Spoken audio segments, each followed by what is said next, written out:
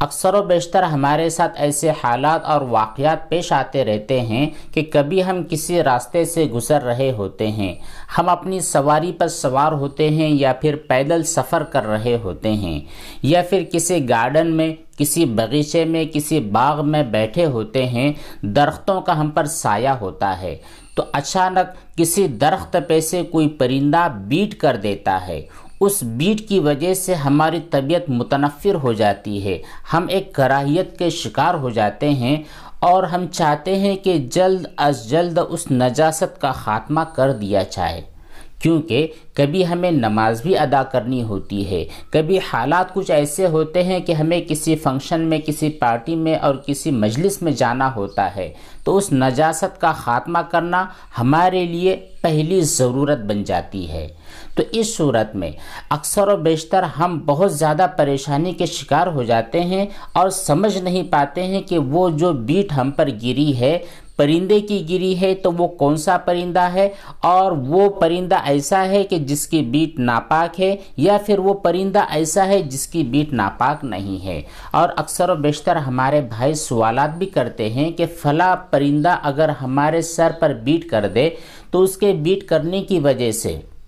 ہمارے سر کا وہ حصہ دھونا ضروری ہے یا ضروری نہیں، کیونکہ ہمیں پتہ نہیں ہے کہ وہ پرندہ حلال ہے یا پھر حرام ہے، اور ہمیں یہ بھی پتہ نہیں ہے کہ حلال پرندوں میں کن کن پرندوں کی بیٹ پاک ہے اور حرام پرندوں میں کن کن پرندوں کی بیٹ ناپاک ہوتی ہے۔ اس کا شرعی حکم اور تفصیلی حکم ہمیں پتہ نہیں ہے۔ تو دیکھیے یہاں پر کچھ اصول ہے، ان اصولوں کو آپ اچھی طرح سمجھ لیں، انشاءاللہ آپ کے ساتھ آپ کی زندگی میں کبھی بھی اس طرح کا واقعہ پیش آ جائے، آپ کے سر پر، آپ کے کپڑوں پر، آپ کی ٹائی پر، آپ کی پینٹ پر، آپ کی شرٹ پر، کہیں پر بھی کوئی بھی پرندہ بیٹ کر دیتا ہے تو آپ چٹکیوں میں اس مسئلے کو حل کر سکتے ہیں۔ دیکھیے جو بھی پرندے ہوتے ہیں ان کی کل دو قسمیں ہوتی ہیں۔ پہلی قسم کے وہ پرندے ہوتے ہیں جو کہ ہمارے لیے حلال ہوتے ہیں، ایسے پرندے جن کا گوشت ہم کھا سکتے ہیں۔ اللہ تبارک و تعالیٰ نے ان پرندوں کو ہمارے لیے حلال کر رکھا ہے۔ یہ جتنے بھی پرندے ہوتے ہیں، جیسے چڑیا ہے، طوطا ہے، تیتر ہے، بٹیر ہے، بلبل ہے، کبوتر ہے، مینا ہے، فاختہ ہے، اس طریقے کے جتنے بھی پرندے ہیں جن کا گوشت کھانا حلال ہے۔ یہ تو چند پرندے تھے، ان کے علاوہ پرندوں کی ایک بڑی لسٹ ہے جن کا گوشت آپ کھا سکتے ہو۔ تو وہ تمام پرندے جو اوپر سے گزر رہے ہوں یا کسی جگہ بیٹھے ہوئے ہوں، ان میں کا کوئی اگر آپ کے جسم پر بیٹ کر دیتا ہے، اب وہ بیٹ چاہے آپ کے سر پر گرے، آپ کے جسم پر گرے یا پھر آپ کے کپڑوں پر گرے، تو اس بیٹ کرنے کی وجہ سے کوئی بھی چیز ناپاک نہیں ہوگی، کیونکہ یہ جو پرندے جنہوں نے بیٹ کی ہے وہ پرندے حلال ہے، اور قاعدہ یہ ہے کہ حلال پرندوں کی بیٹ ناپاک نہیں ہوتی ہے۔ اب جب بیٹ آپ کے سر پر یا آپ کے کپڑے پر گری ہے تو اس وقت آپ جو ماہرین ہیں، جو ان بیٹوں کا اچھی طرح اندازہ کر سکتے ہیں، ان سے آپ رابطہ قائم کر لیں، وہ آپ کو بتلا دیں گے کہ یہ حلال پرندے کی بیٹ ہے یا پھر حرام پرندے کی بیٹ ہے۔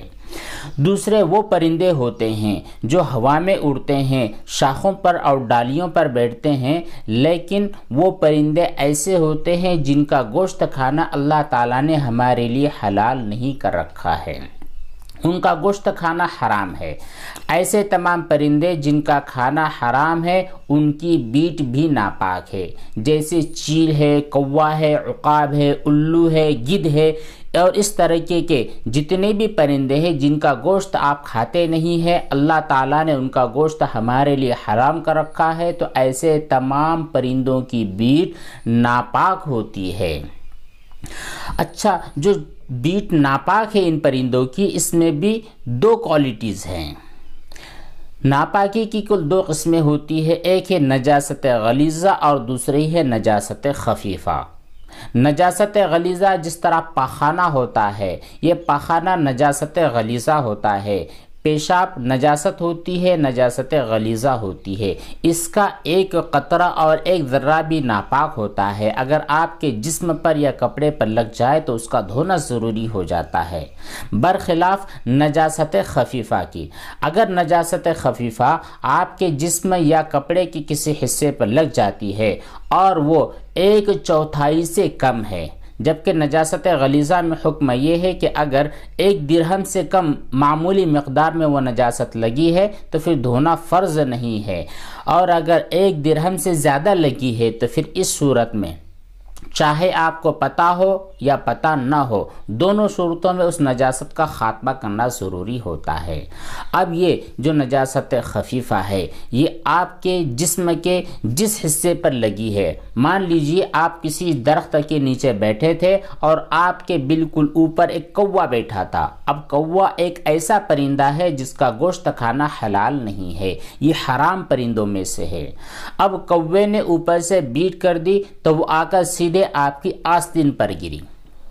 اب آپ کو دیکھنا ہوگا کہ اس آستین کے شولڈر سے لے کر کے یہ بالکل نیچے تک اس پورے حصے میں سے کتنی جگہ پر کوے کی بیٹ لگی ہے۔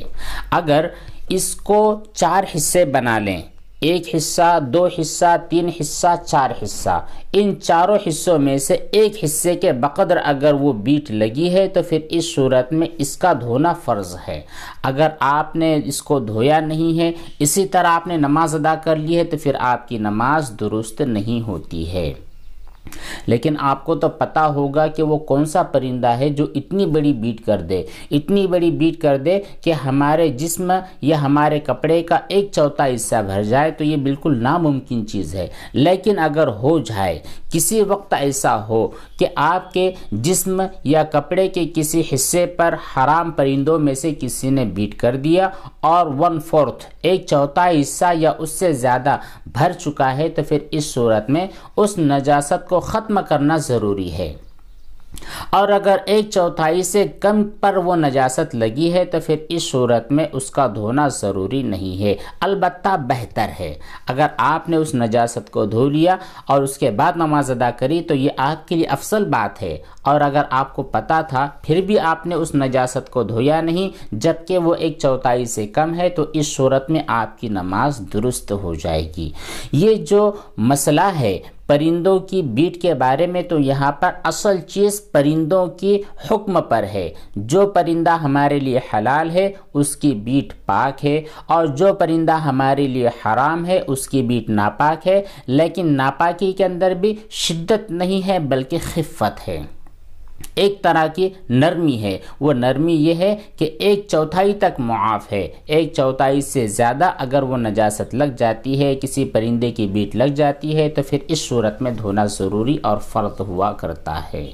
یہ تھی چند اہم باتیں جن کا تذکرہ کرنا آپ کے سامنے اس لیے ضروری تھا کہ لوگ بہت زیادہ کنفیوژن کا شکار ہو جاتے ہیں پرندوں کی بیٹ کو لے کر، یا یہ کہ پھر بالکل کیئر ہی نہیں کرتے، ایک رومال لے لیتے ہیں اور بالکل پوچھ لیتے ہیں، اور کبھی ایسا ہوتا ہے کہ وہ نجاست کافی جگہ تک پھیلی ہوتی ہے لیکن وہ یہ سمجھتے ہیں کہ ہر پرندے کی بیٹ پاک ہی ہوتی ہے۔ تو اچھی طرح سمجھ لے